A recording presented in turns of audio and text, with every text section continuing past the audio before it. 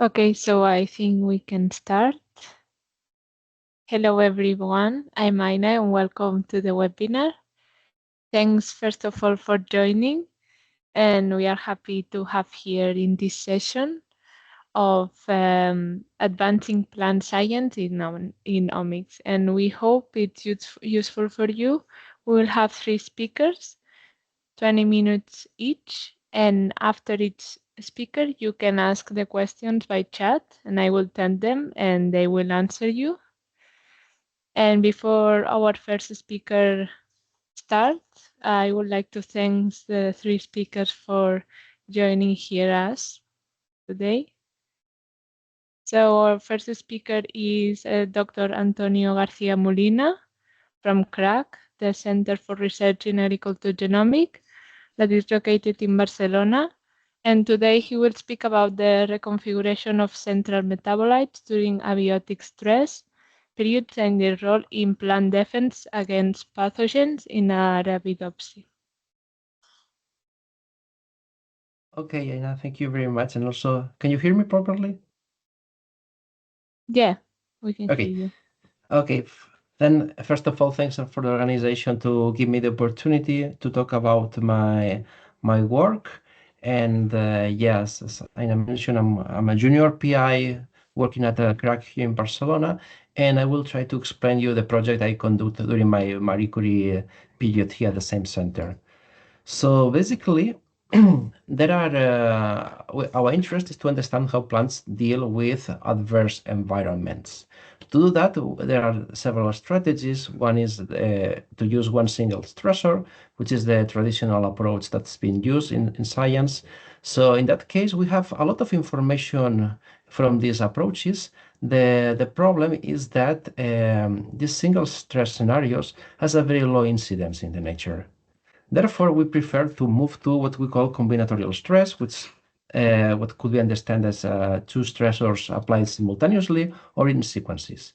And the intriguing thing about these scenarios is that the responses that plants trigger are way different from the summatory of the two individual stressors.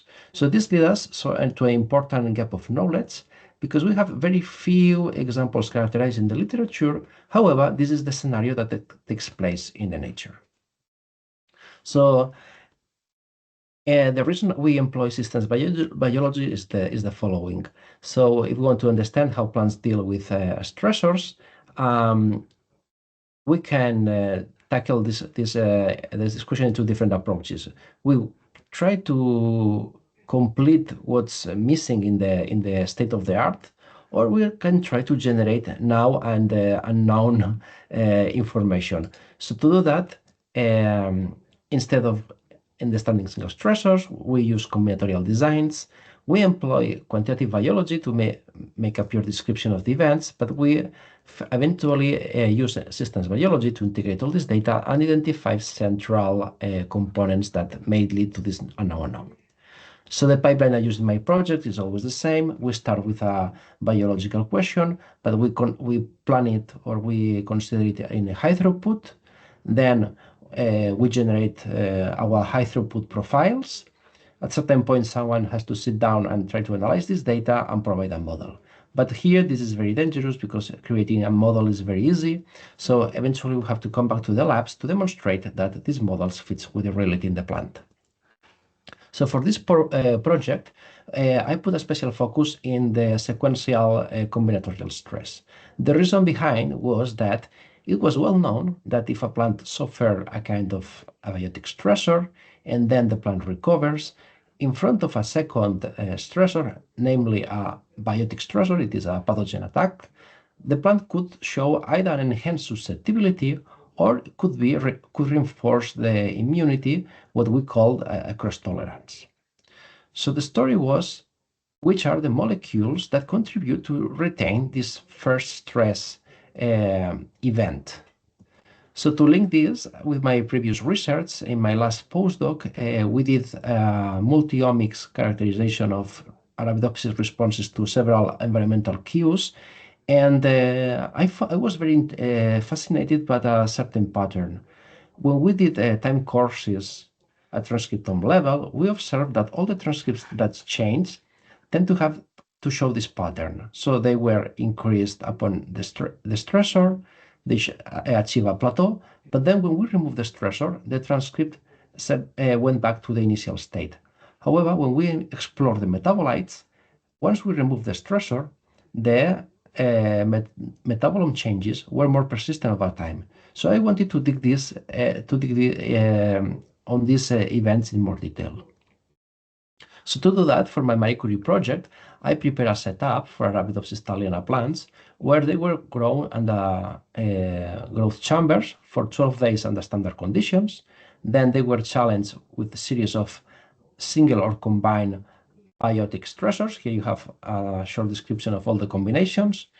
Then we let the plant recover for 3 additional days, and then we challenge with pathogen, either Pseudomonas, a bacteria, or Botrytis, a pathogen.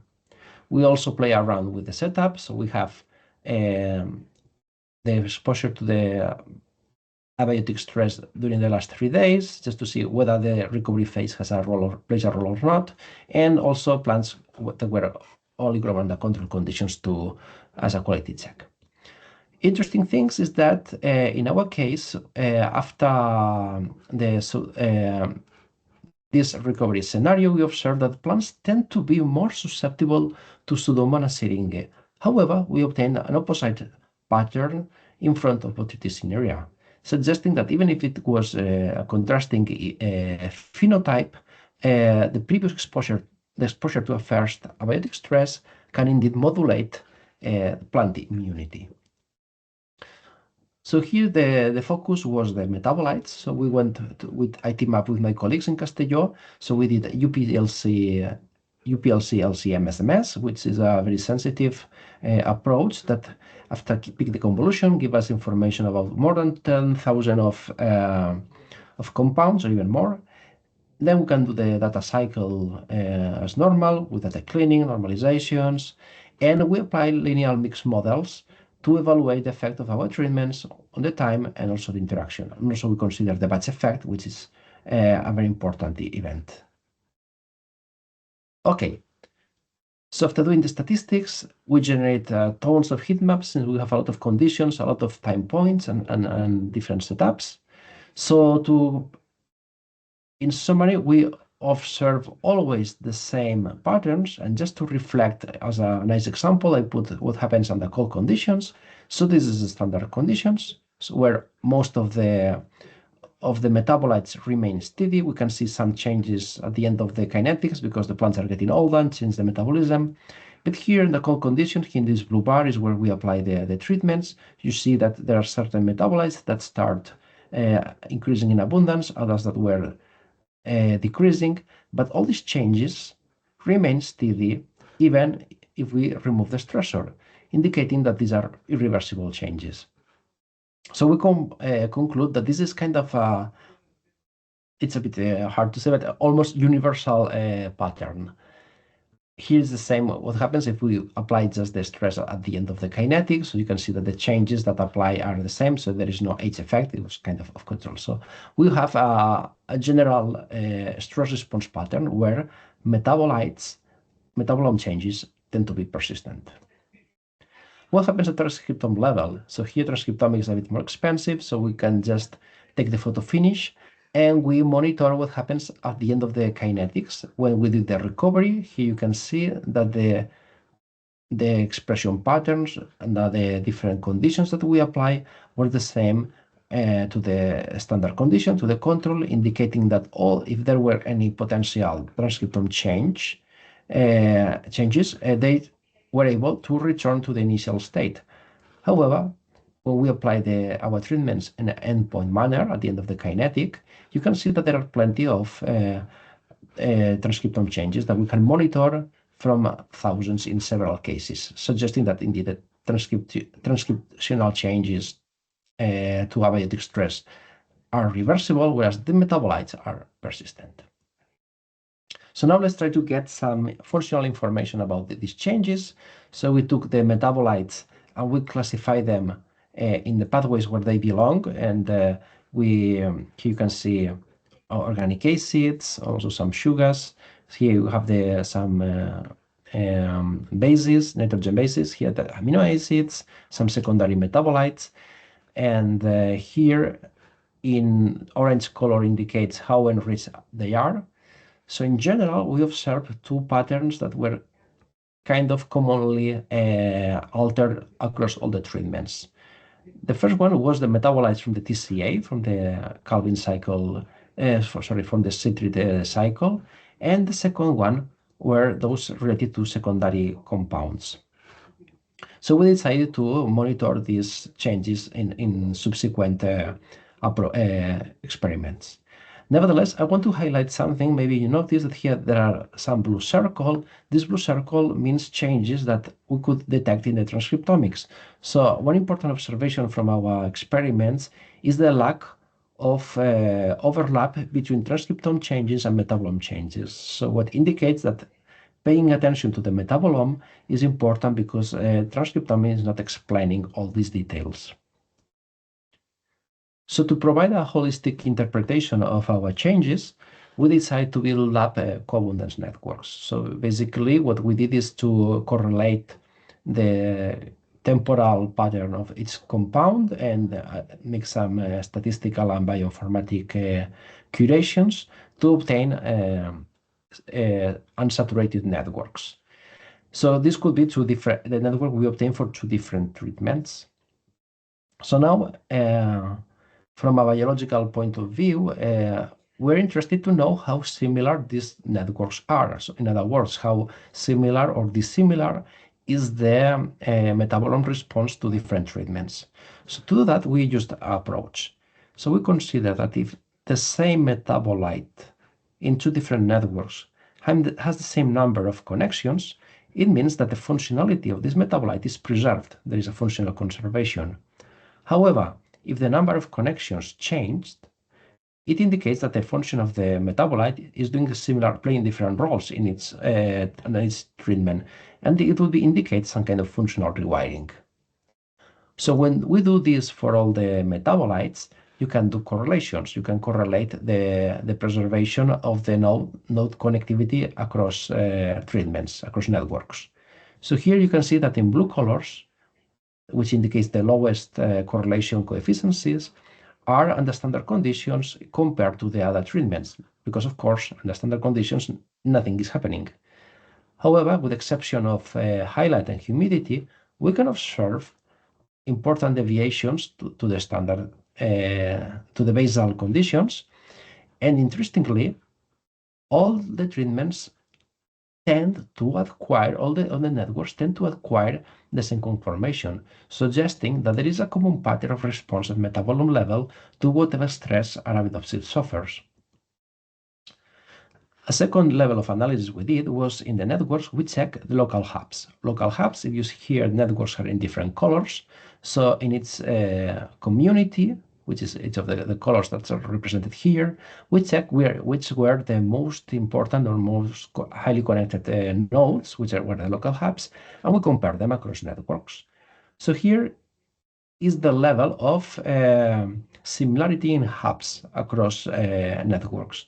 So you can see that most of the hubs are specific for one, or if you want, 2, 3 networks, saying that it's a low overlap so the structure is the same, but the composition in hubs is different. And just for your information, as local hubs, unfortunately, we found a lot of non-annotated compounds, but we also found some organic acids like fumaric acid or some secondary metabolites like anthocyanins, coumarins, or flavonoids. So now, taking everything together, we decide to integrate at a certain point all the information we get.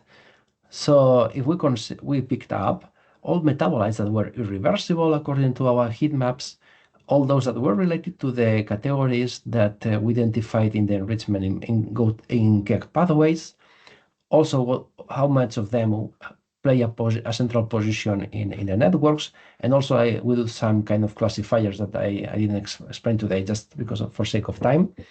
And with this information, we obtain around 20 metabolites that could be candidates to follow up.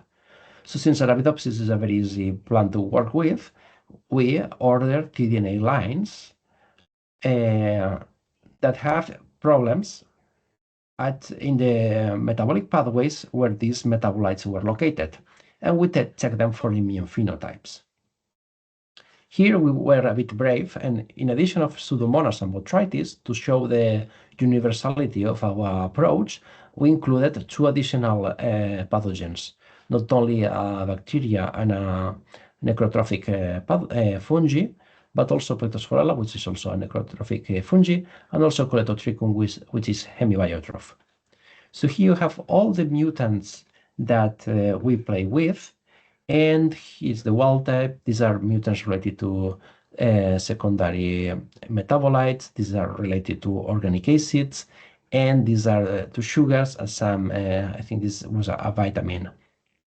So nevertheless, here the scale red means plants that were more affected, in blue plants that were more tolerant in immunity. So to summarize all this complicated table, I provide here these three diagrams, where you can see that most of the mutations lead to enhanced susceptibility. Indeed, 9 of them, of the mutants, show, at least for one pathogen, a susceptible phenotype. 3 of them, depending on the pathogen, could be more tolerant or susceptible, so they're ambiguous, and only one leads to enhanced tolerance. Then this pie chart, I think, is very important because it shows the distribution of the phenotype of the mutants according to the number of pathogens that lead to a phenotype. So here you can see there are 27 of the mutants give us a response or a phenotype only to one pathogen, but if we add this 40 and this 20, we have that around 60% of the mutants we tested display a phenotype to 2 or 3 pathogens, suggesting that these mutants indeed are important.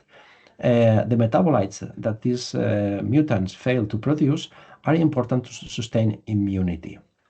Then if we dissect this by fungi, we can see that botrytis and Plectosporella, which I said that they were the natural killers, let's say, because they are necrotrophic, led to the maximum amount of phenotypes. So this is kind of quality check that our approach worked and is kind of biologically consistent.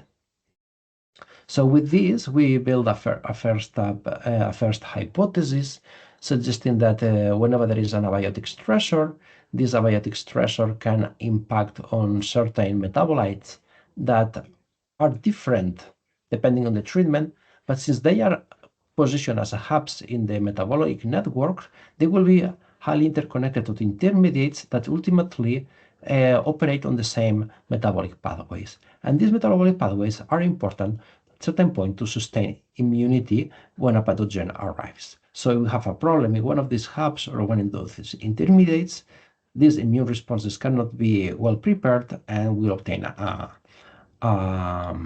phenotype.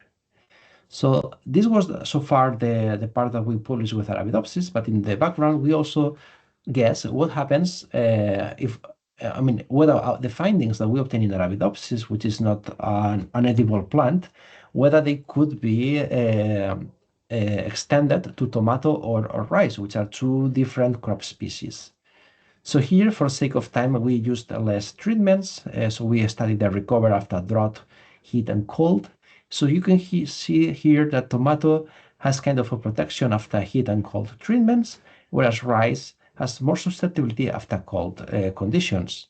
Nevertheless, when we explore the behavior of the metabolites, we still saw that the changes that occur upon the treatments were persistent even if we remove the stressor, and this held true for both tomato and also for rice, indicating that this is kind of a universal pattern. Our surprise was that when we elaborate the networks and we try to compare the topology, we were very surprised to find that Arabidopsis is kind of an outlier.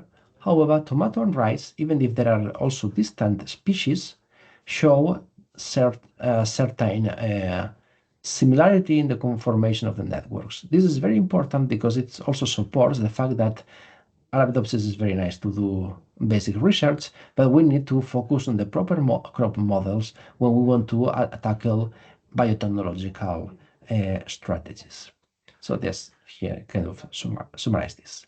So with this, I would like to go to the most important slide, where I want to give thank you to the people that support me, my theoretical host supervisor that passed away before I got this fellowship, the two researchers that helped me doing the metabolomics, all the people that host me at CRAG, the bioinformatics unit, the plant growth facility, which were very supportive, the Marie Curie that gave me the funds, now the Ramon y Cajal research program. I also want to thank the people at CRAG that makes my life easy, especially now that we are again a Severo Ochoa Excellence Center. So it means that we will open a lot of PhD and postdoc positions, especially in my group.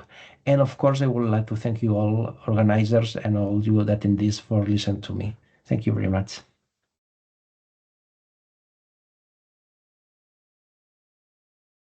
Thank you, Antoni. It was a really nice presentation. If anyone has a question, they can ask it.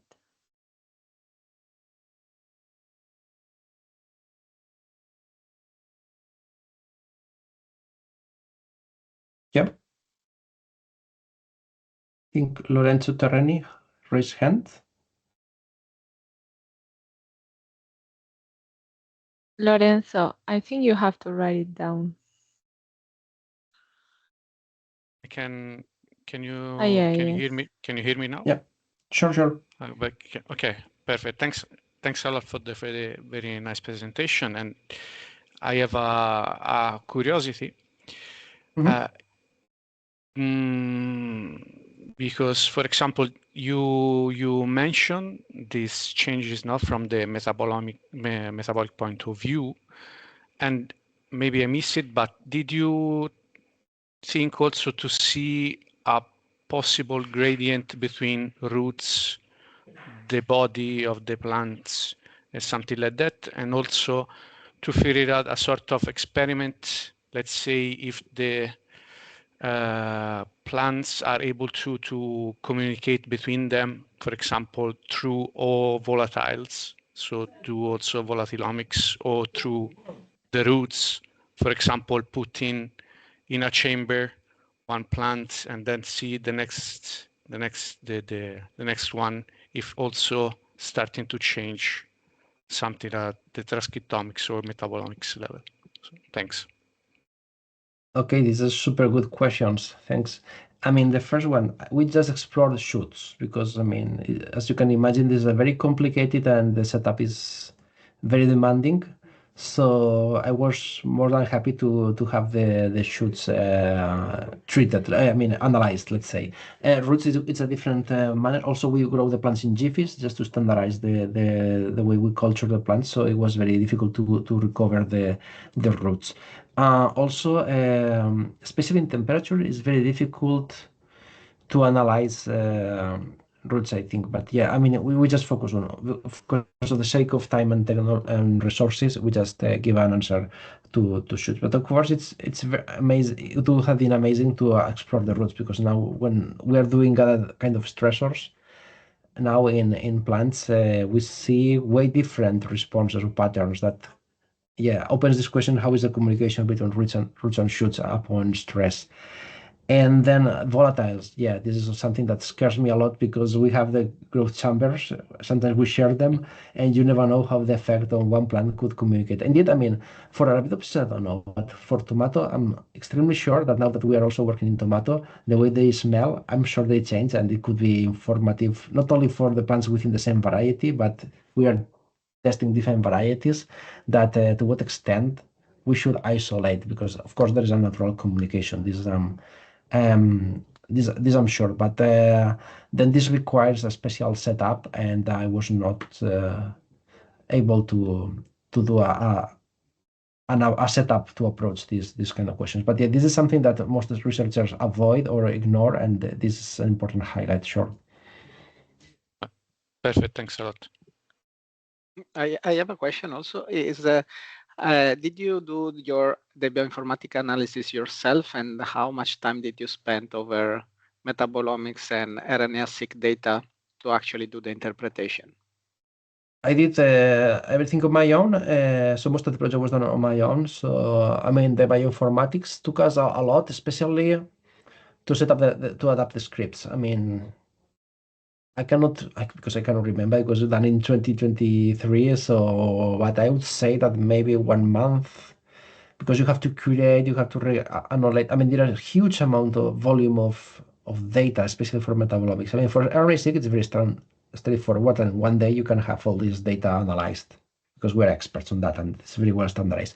But then you have to find the proper scripts to find how to elaborate the networks, how to curate them, then do the interpretations. So, I mean, I told you 1 month, but 1 month was the scripting, then the interpretation could be 1 or 2 additional months. But I must admit that it was quite straightforward, quite clear, because everything converged. There were no strong divergences, so it helped a lot, but maybe it's an exception.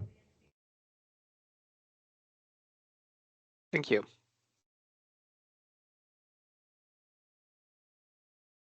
Okay, if there's no more questions, we can pass to the next speaker. Thanks, Antoni. And our second speaker is Professor Maurizio Ruzzi from the University of Tuscia in Italy, and he will present his work on the potential of artificial plant microorganisms explored through metabolomics and proteomic approach. Thank you. Thanks. Thanks to oloBion for organizing this event, and thanks to Paolo for the invitation to present the data of my laboratory that we have done in the last years. I will focus in particular on the use of metabolomics to accelerate the analysis of plant beneficial microorganisms.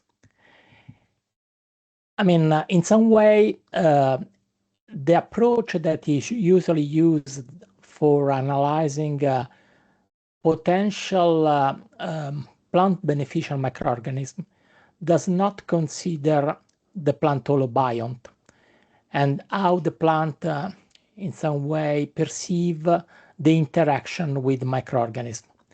So if you go through the classical approach that are used for analyzing new microorganisms that can be used as a plant growth promoting microorganism, you will not have any analysis that is, for example, referred to what is the response of the plant to the interaction that has been presented in the previous talk by Antoni. So the idea was to go forward to this classical approach that, as you can see, is only based on measurement that are referred to plant biomass, plant phenotype, or leaf ecophysiology, and use in some way the omics to accelerate a process that is very, in some way, tedious and has many steps that are from the isolation to the characterization at the laboratory level until the application of the microorganism to the plant. So one approach that can be used for analyzing new strains is surely genomics and comparative genomics. From this approach, we can have information referred how the single isolate that you have obtained can be valuable and can be different from the one that has been already studied. But if you want to use metabolomics to gain information that can be used for the analysis of the microorganism, for the optimization of the culture condition, to obtain cells that can be used as biostimulant, you need to, in some way, set up a routine, a metabolomics routine that can be then used on both sides, on the microorganism side and on the plant to evaluate the response of the plant or of the plant oloBion to this interaction. So this is a classical scheme in which you can use metabolomics to better understand what is able to do your strain and how you can optimize its ability to produce some molecules. But if you optimize this system, you never know, even if you use targeted metabolomics, what are the potential application of this strain in real conditions. Comparative metabolomics at microbiological level can be a valuable tool to have additional information on what the microorganism can do in a specific condition, and to differentiate, for example, between the response of human pathogen, plant pathogens, and beneficial microorganisms, and to identify biomarkers that can be valuable to distinguish this strain that is essential if you are going to use then the strain for producing new product for agriculture use. So what we have set up in my laboratory was in some way an integrated use of metabolomics in the study of the effect of microbial biostimulant or plant growth promoting microorganism on the plant. And the analysis can be valuable because you can directly evaluate what is the real effect of the microorganism on the plant metabolism, even in cases in which you do not observe significant variation, for example, on plant biomass. The information that you get can be valuable to set up new experiments and to really identify biomarkers that can accelerate the evaluation of new microorganisms that can be used as plant growth promoting. This is one example of the several that we have set up in our laboratory. In this case, the focus was on microbiome transplantation, just to understand what is the response if you go and analyze the leaf metabolome when you apply microorganism to a plant. The system that was presented here used the microbiome associated with aromatic plants from Mediterranean area, and the experiment was set up in order to generate a procedure to amplify this microbiome and a procedure to analyze then the effect of this microbiome on the plants. The challenge in this case were different. In some way, to set up experiments that can in some way analyze the unpredictable interaction that can be occur between microbiome and plant, and to set up a procedure that can be valuable, for example, to evaluate the effect of microbial inoculation when you analyze species that grow slowly.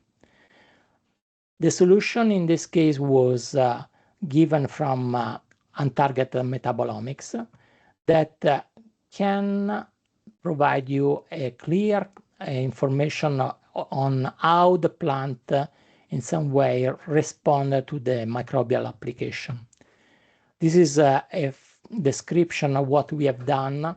The system used was Salvia officinalis in this experiment, and we collected the samples after 30 days from the application and used it for untargeted metabolomics and other studies.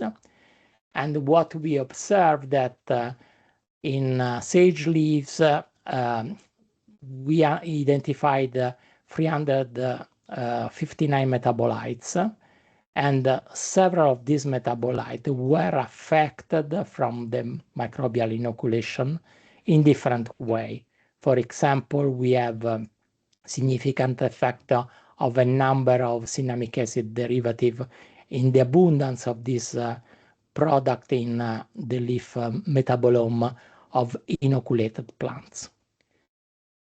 The data allowed us on one side to distinguish the effect of the different metabolome that the microbiome that we have used for the transplantation experiments, but on the other side allowed us to identify the response associated with the single application, and also to identify compound that can be directly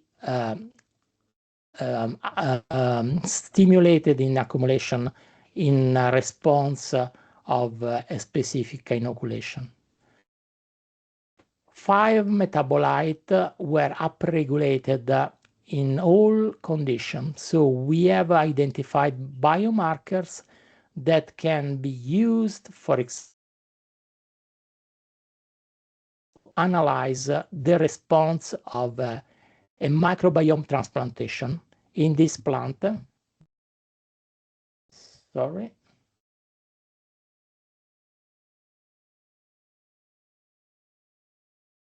I don't know if you can still see the shared presentation. Yeah, it's visible, but I think it's stuck in the same slide. Okay, let's see if it's go forward. Yeah, because no, yes. I received the message. But at the same time, the metabolomics can allow you to identify compounds that are specifically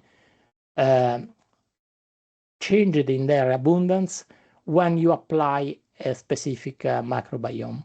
And these are just an example of what we obtain in this analysis, and the correlation that we have done, for example, with the ecophysiological response, and the correlation that we have done with the plant architecture that change in specific example. You can, from this integrated analysis, have a rapid information on what is the response of a plant to an application of microorganism, and this can be one microbiome, or for example, in the work we have done with lettuce, the consequence of the application of a synthetic consortia. In this case, for the synthetic consortia, we use a different cultivation method, an aeroponic cultivation that allowed us to have results in a faster process for screening different combination of microorganisms. Here also we use leaf metabolomics for this analysis and correlate the data with the plant architecture effect. And also in this case, we could correlate the data with change, for example, in the leaf anatomy. And also in this case, the number of compounds that were affected from the inoculation of the synchom was significant. And the more important things is that we could identify the molecules, and we could identify processes that were affected when you applied specific microorganism, using an approach that is similar to the clinical approach in which you evaluate the effect on the metabolism when you applied a therapeutic compound. So applying this approach in agronomic sector can be very important to study how a oloBion respond to external stimuli, and in particular to microbial stimuli. This is just a quick view of what happens with this synthetic community when we apply to lettuce in the tested condition. Again, we have reprogramming of plant metabolism at hormonal signaling, nitrogen acquisition, redox stress response, sulfur cycle, and proliferative metabolism. This is just to have an idea what really happens to a plant apart from increasing plant biomass or increasing leaf surface. The same approach was used in other studies with different plants, with different biological system, either with synthetic community or with rhizomicrobiome. And I just want to focus your attention on elements that we have obtained in this analysis. In each study, we have been able to find key metabolite whose abundance was altered. In the metabolome of a specific strain, or in the metabolome of the plant at which the strain have been applied. In all cases, we have identified metabolites that are universally affected and metabolites that are specifically affected from a single biological system. But at the same time, we were able from the data of all experiment to identify shared and divergent signals that can be valuable to set up in some way an integrated procedure in which you search for specific metabolite in an untargeted analysis, just to have a quick view of what is the real perception of the plant to apply the microbial biostimulant. And I would like to leave you what could be in some way the strategy that could be used in this respect. Analyze through metabolomics, untargeted or targeted metabolomics, data on what the plant can be, how the plant can respond to specific new strains or population of strains that you are characterizing. There are several directions that can be perceived in this analysis using biomarker for optimize synthetic community, for optimizing rhizomicrobiome transplantation, and also for analyzing aspects that we found in our analysis. For example, the accumulation, the unexpected accumulation of toxic molecule that can be in some way not be observed if you are not doing metabolomic analysis.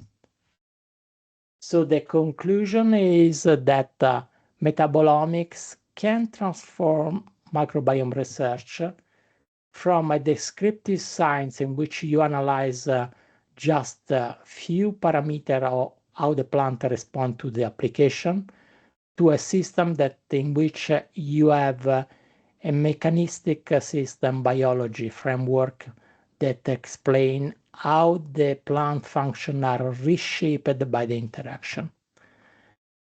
I would like to thank you all of you for your attention, and again, the organizer for inviting me for this presentation. And I will be pleased to respond to your question. Thank you so much, Maurizio. It was a really good presentation. If anyone has a question, they can ask. Before the question, we used, and we are pleased that we have used the oloMap platform for several of these analyses, because for those of you that in some way are not used to metabolomics analysis, the presence of company that are setting up in some way platform that can help researcher to use this technique. It has been done in the past with the genomics, and it's important that now there are companies that do this work for metabolomics. It's very important to allow the diffusion of this technique, because you focus on the science. You focus on what you know very well, what is the biology, the physiology of the system. You do not have to take care about buying up systems that are very expensive and running the cost to have this machine. And you are supported in bioinformatics. That does not mean that you cannot do, you should in any case do the work by yourself, analyze the data. But you spend the time on analyzing the results and not on developing a system for that analysis. Thank you, Maurizio. I think Antoni has a question. You can ask very it. nice. Very nice presentation. Congratulations. I have two, maybe naive. Well, one is naive, the other one is more technical. I mean, I was impressed in the number of compounds that you present with an annotation. Could you give us an overall estimation of how many compounds could you identify? And second, and this is my naive question, is if I get it right, you apply microbiomes that you isolated in soil to the leaf, and this causes a tremendous change in metabolites? Yeah, I mean, we have a study in which we analyze this point in detail. For example, what change when you apply the microbiome or the synchome to the root, to the leaf, or to both. You will observe at in the plant response at the metabolomic level, if you analyze the leaf metabolome, several significant differences. And this is a new point. I mean, if you want to use this system to elicit a response in the plant, you have also to know how to elicit, as you do with any chemical. I mean, the correct use of the elicitor is very important to stimulate some pathway rather than others. Yeah. And this is another point, because, I mean, as I told you, if you have the tools to analyze the response, you focus on the scientific approach. So how in some way should be applied the elicitor. Yeah, so this is more or less what I wanted to ask is first, if you are aware which kind of mechanism. I mean, it's just the fact that it's kind of microorganism is sensed as a kind of potential or pseudopathogen that triggers the something beneficial. And the second nice thing is that using microbiomes from soil expands the repertoire or the battery of candidates that you can test, right? Because you're not only limited to the ones expected, so you can also apply something that is hidden and gives you a higher potential of discovery rate. I mean, there are few points that I had no time to discuss. First, that when you apply microorganism, in particular, when you apply a microbiome, the plant in some way recruit the microorganism that can interact positively. And the question is, we set up a system in which we enrich from a single microbiome what is recruited, and then use that for amplifying. So in some work we have done, we have used the plant as a recruiter for selecting the microorganisms that could be used for additional tests. And this is one important point. The second point is that there are some responses, as I showed, that are independent from the source of the microbiome that you are using. So you have to focus on what are the responses that are in some way elicited by the specific strain. So instead then search for or from the strain that are present in a population, and that will provide you a faster analysis of what is the potentiality of the microorganisms that are present in a system.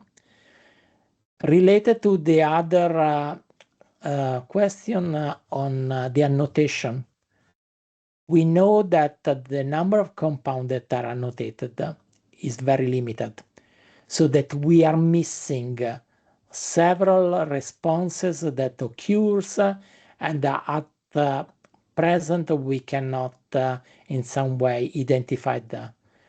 So under that point of view, it is valuable to integrate, for example, metabolomics with proteomics, and then use the data from proteomics that I had no time to present today. I mean, to go back to the metabolomics data and search for molecules in some way, in a more strict way. But this is at present the limit. Then the database that we are using for the identification of the metabolite is still limited for plant systems. And this should be a work on which scientists and company interact together to increase the database, and that will provide a very useful impulse for the use of this technique in the future.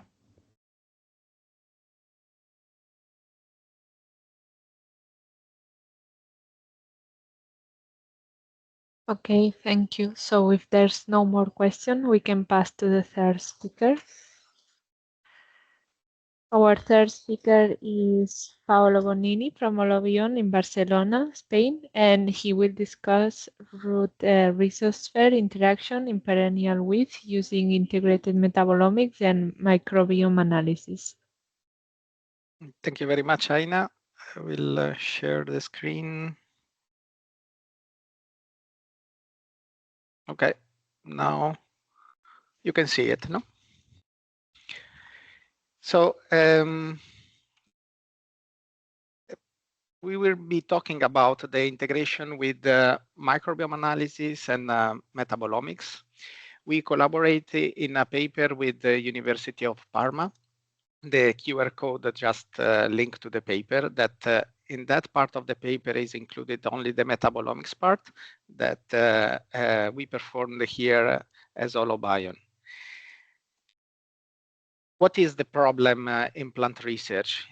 We often measure yield, biomass, disease, nutrient, abiotic stress tolerance, but all of this is part of the phenotype, is not exactly what is happening inside the plant.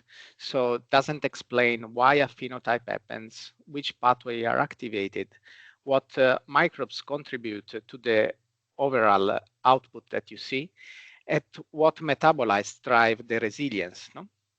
So you have the phenotype is actually everything is related to the phenotype. And the most important factor that we have to consider, of course, is the environment. Of course, is the genes that the plant has, so all the genotype, but is also the microbiome that the plant is exposed, and the relationship with the metabolome. So everything is connected. Also, metabolites can activate genes and have a different response. So it's a complex environment, but we can figure it out with the right techniques. So what we propose as oloBion is a multi-omics analysis that you can connect easily the the microbiome perspective and the metabolome perspective, and also the phenotyping data, because that is the ground truth that you are starting with. So what metabolomics can actually tell you, is tell you in real time the cellular activity of the plant. As a plant scientist, we have a lot of things that are easier for us. So the sampling of the plant is not a problem. We can take roots, we can take leaves, we can take the stem of the plants. It doesn't complain the plant to get sampled. No, it's not an animal or a human being that is not nice to like cut the arm or remove a liver. So it's something that in plant you can do exactly the sampling that you want. So you can have real-time functional readouts of the cellular activity, and you can have time series, because many times the truth is behind several time points where the plant is growing. You have molecules that are stress signals and defense. So it's something that for pathogen interactions, it can be included in the microbiome. You can actually know what is happening behind, what kind of defense are stimulated. You can have metabolomic pathways and K biomarkers, and you have also the crosstalk between plant and microbiome that is done by chemicals. And in metagenomics, you have the other omics that we can combine. You have two types of metagenomics. You have the metabarcoding, 16S, ETS, to actually know the taxonomy of the microbiome that you have in the soil or in the leaves, or you can do the shotgun metagenomics, and you will know the pool of genes that are inside. Both techniques has pros and cons. Maybe the more related to the metabolome can be the shotgun, that you have a list of genes, a potential of what can be done by the microbiome, and you can link with the metabolites that you see changes directly. So the idea is, if you can analyze root or soil metabolome and you have the community, how you can connect the dots.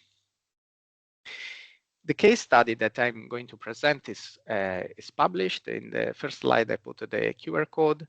Is a field experiment that want to know what are the metabolite change and the microbiome change using new perennial wheat lines compared to the annual wheat, durum wheat.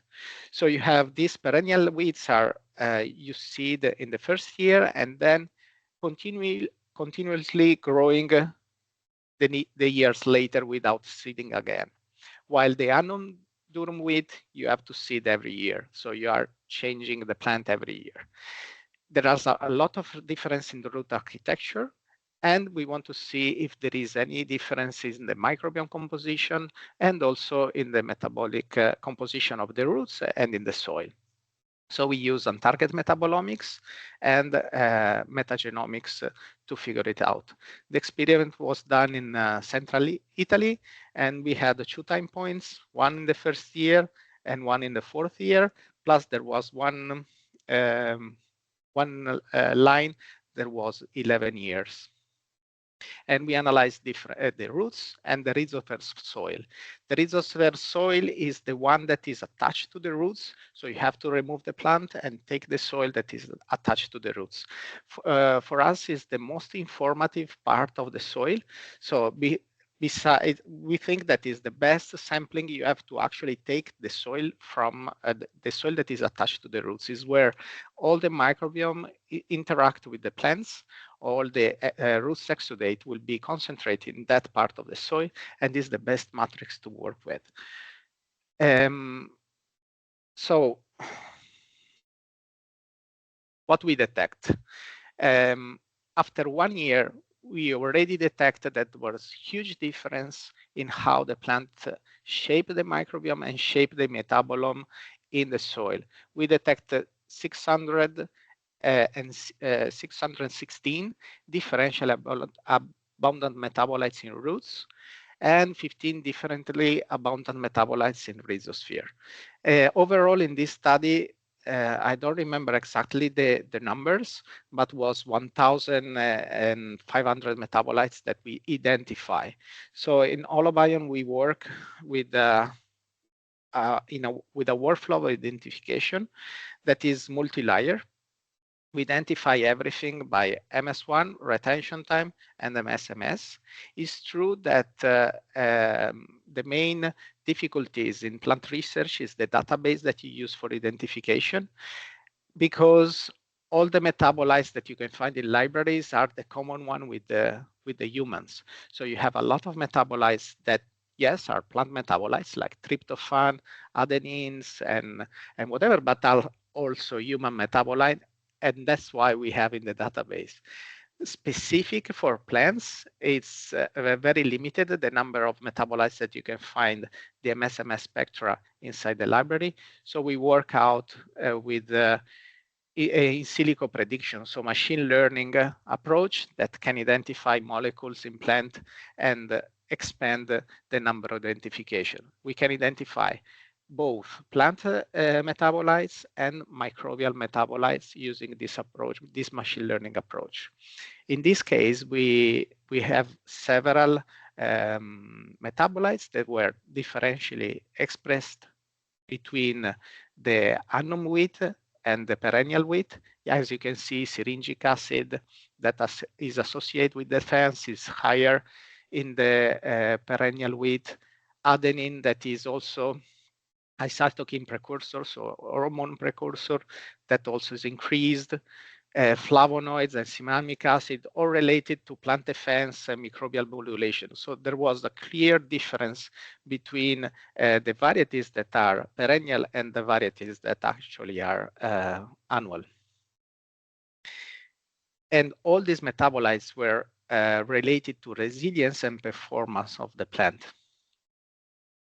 Also, when you do a PCA plot, you can actually first differentiate very well what is the sample from the rhizosphere and the sample from the roots, because the composition, the metabolic composition is completely different.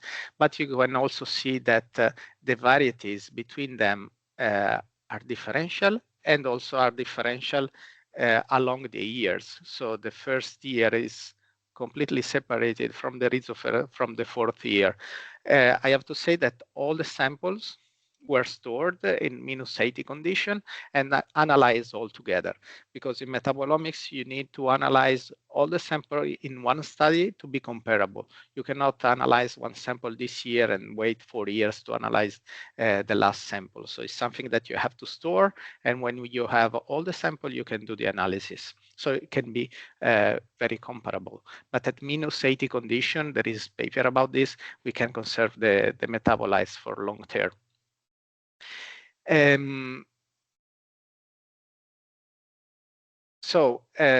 Next slide. What we do also, so we have 4 different genotypes that are perennial wheat. So it's not just the comparison between annum and perennial. You can also use metabolomics to discover the superior genotypes. What are the genotypes that actually behave differently or behave better?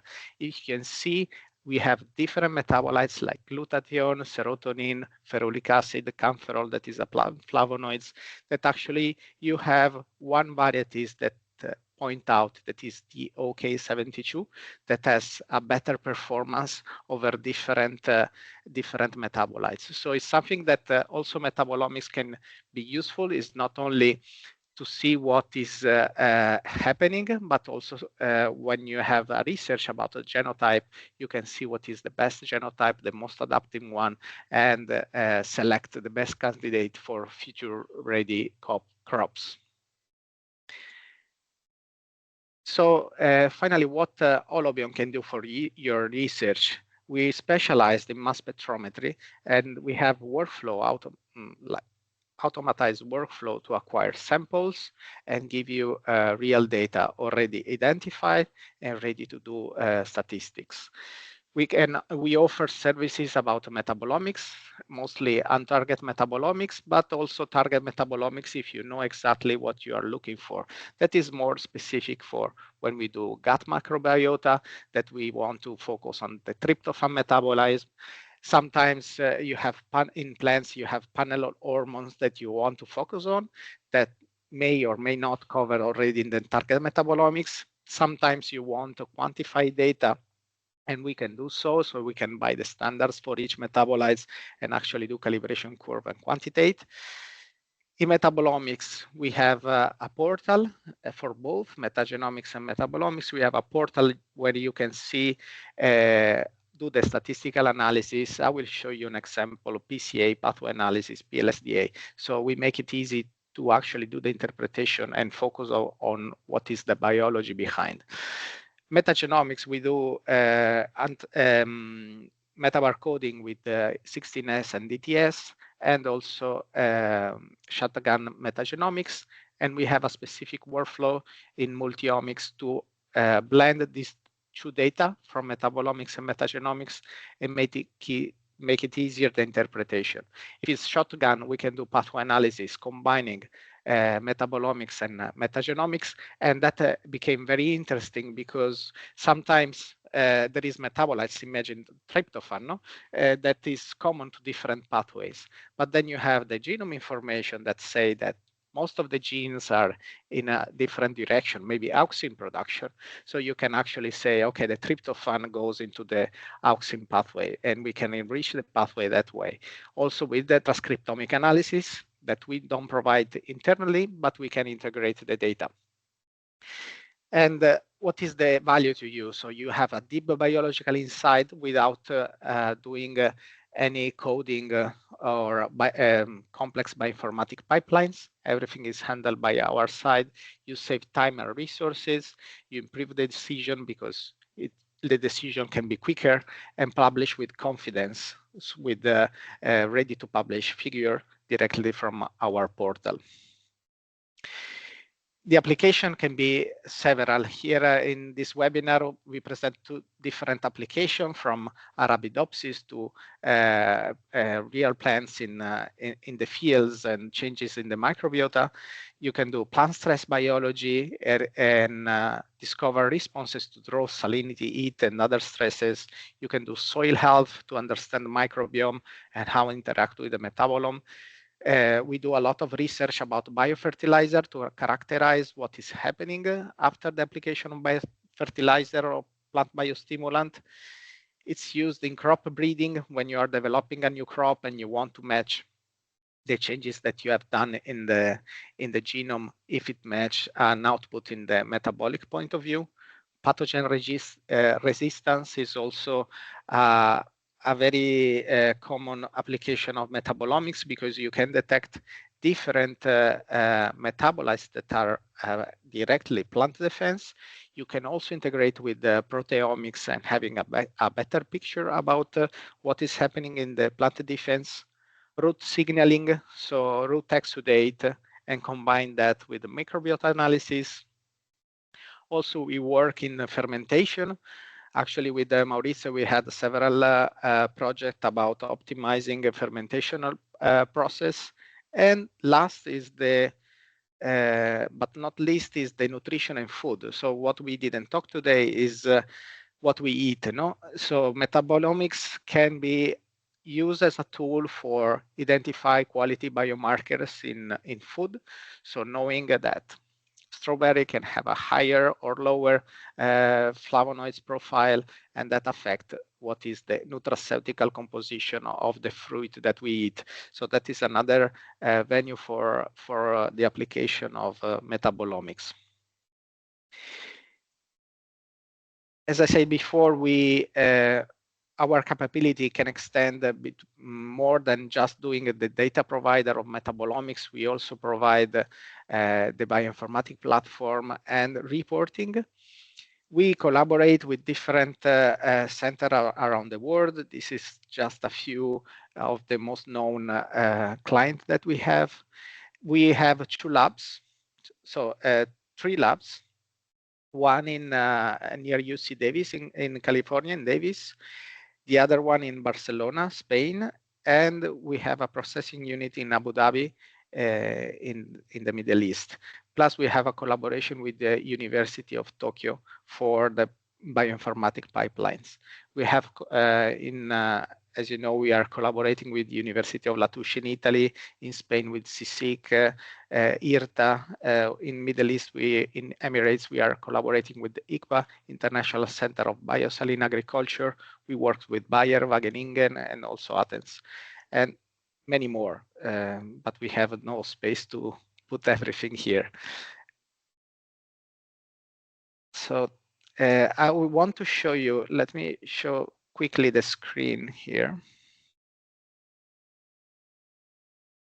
Because Maurizio also introduced that is one of the user of our portal, and it really makes easier the interpretation. So you have the study results, that is the big Excel table, and then you have to do everything by yourself. So we provide like a setting to actually do all the interpretation. Here is an example in tomato where we identify just tomato leaves. So we identify 377 metabolites. And you can do the statistical analysis very easily, first starting with PCA. Here was different treatments, and you can already see that group H is the one that has more difference between everything else. So after that, you will know what group H means in your study, and you can follow up what is happening. Chemical enrichment for me is the one of the best tool. It helps you to compare different group. For example, in this case, group H versus group A, and you can see what family of or classes of metabolites are upregulated or downregulated comparing these two groups. So for example, small peptides or pseudoalkaloids or octanoids, apocarotenoids. So you have exactly what kind of metabolites are upregulated, and for example, here phenylpropanoids are downregulated. Then we have clustering, so it makes easy for you to spot which treatment has the more difference. In this case is the group H. And plus we make very easy the pathway analysis. You selected the group that you want to compare, the p-value, filtering, click submit, and then you have a nice picture about purine uptake, purine nucleoside savage, etc. Upregulated is red, downregulated is down. So it makes very easy to start doing the interpretation. We also provide the plant-seq ID for every pathway, so you can easily click into the pathway, and it will open you the actual pathway inside the plant-seq. So here is the details from plant-seq when it's loading. Sorry, but between the webinar, etc., the internet is kind of slow, but you will have here information about what is the purine uptake pathway. No?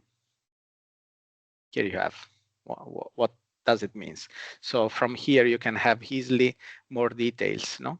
And you have the number of hits of the compounds, the pathway coverage, and everything calculated. All the tables you can download easily in Excel. All the figure you can also download in SVG format that is editable in Canva, PowerPoint, whatever. And also all the picture in the portal, you can actually set the label font size, the axis, you can change the palette colors to what you like, changing the width and the height. And in that way, you have complete control about the output, the graphical output that match the requirement of the journal that you want to publish. You can also remove easily groups and samples. So you can have, if you find outlier in your study, you can remove easily sample. You can also remove, for example, here we have a lot of groups and you want to remove like all of them and just keep two for the comparison. You can remove everything and just keep the two that are important for you. And that is basically it.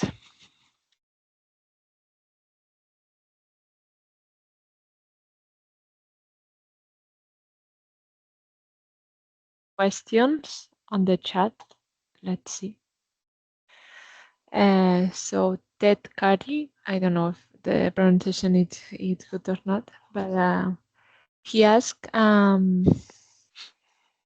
question regarding ploid level of a plant. Are there any study on higher ploid level? Mostly we use our samples for studies is using the plant which is diploid and tetraploid, or SEC2N, 2X, or 4. In recent work, we are also promoting the sweet potato crops, hexaploids. We noticed that these crops can be easily respond to mutation, chemical mutation, for example. It is likely inherited from the next plant grows vegetatively and produces stable dominant genes expression and its phenotype value. For example, beta-carotene. Another thing, we are still fighting against the sweet potato virus disease, but it can be managed by understanding on these GX genes interaction toward environment. Sweet potato is becoming an important crop to contribute to food and nutrition security, food system, and food justice. So it's a very Was complex it clear? question. Yeah. Yeah, I think. I will send you by chat. So yeah, you can I take can a see in look the it chat. also. Yeah. Okay. I allow the micro for. Okay. I allow the mic if you want to actually make the question or intervene. Now you are allowed. So I don't have experience in this area. So what we can do if is some phenotypic value as beta carotene is influenced by the hexadiploid or the diploid or tetradiploid, we can analyze this and if that makes sense to you. So that we can do, but we don't have any specific. I don't know if Maurizio, Antoni have something to add. It's very out of my field as well. Yeah. Then there is René. Thank you very much, René, for your feedback for the portal that you work with. Thank you very much. And then there's another question from Dr. Magur, and he has a question. Expression of the novel metabolites in their sources microbiome is very important. Its abundance may vary with agroecology and farming system. So does your project consider this kind of variation across the globe? So yes, this is a very important question, and it's completely correct. We receive samples from all around the globes, and there is differences in the metabolite that we detect. We work with the state-of-the-art database, plus we have our own database that includes 70,000 molecules from microbials that have been isolated for the drug properties. So all of the metabolites that we actually know from microbials is because there is a drug development out there that identify these metabolites. But we can actually link these metabolites to specific microbials. And depending on the region that we are working with, the identification will be different. So we have this approach by unbiased, so it's completely on target, and then we try to identify as much as microbial metabolite as possible, with the limitation of that have to be known, so have to be in some database. If it's not in any database, that will remain an unknown.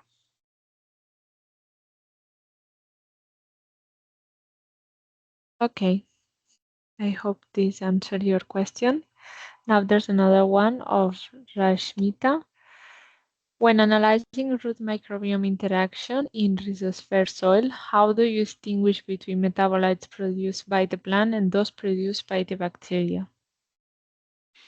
Yes, so there is molecules that are common life, so you cannot even distinguish if it's human, etc. Because are amino acid, purine bases, organic acid, that is completely common, and you cannot distinguish.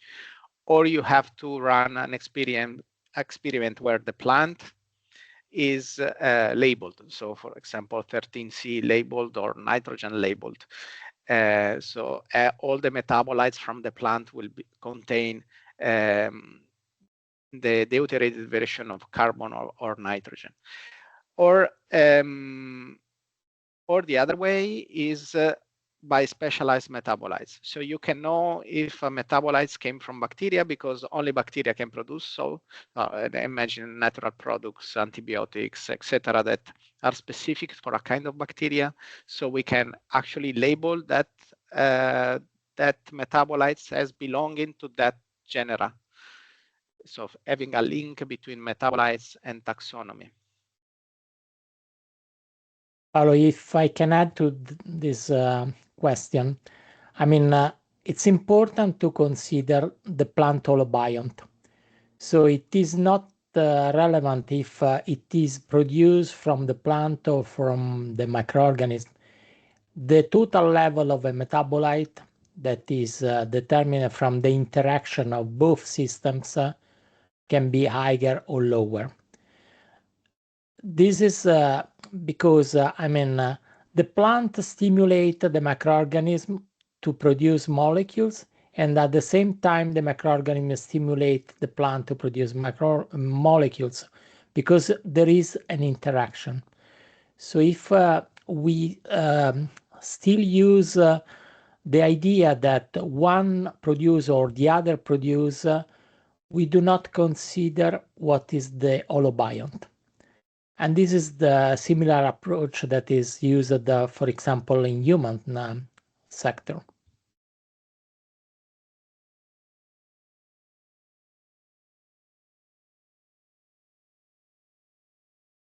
Okay, so there's like a clarification regarding the first question also. They say yeah, that I answer in the chat. You answered by chat. Okay. And then there's a question by Gorka. He asks, how do you phenology of the plant can condition the metabolites we observe between different treatments? Even taking samples early in the day can lead to different conclusions that if we do at midday. And I'm thinking especially in the case of stress studies. Yes. So yes, there is circadian rhythms, not only in animals but also in plants. So you have these different different metabolites that if you can take the sample early in the morning or in the evening or in the night will be differentially. So we advise to take this the sample in the same time, and also you can do time points. So you can also take, if you have the plot big enough, you can take several leaves from different plants in different times. And also the sampling has an effect in the metabolome. So you have not to take the same leaf from the same plant again. You have to wait some days, and you can actually do a study that have these time points. The oloMap portal allows you to do that and then compare the time points.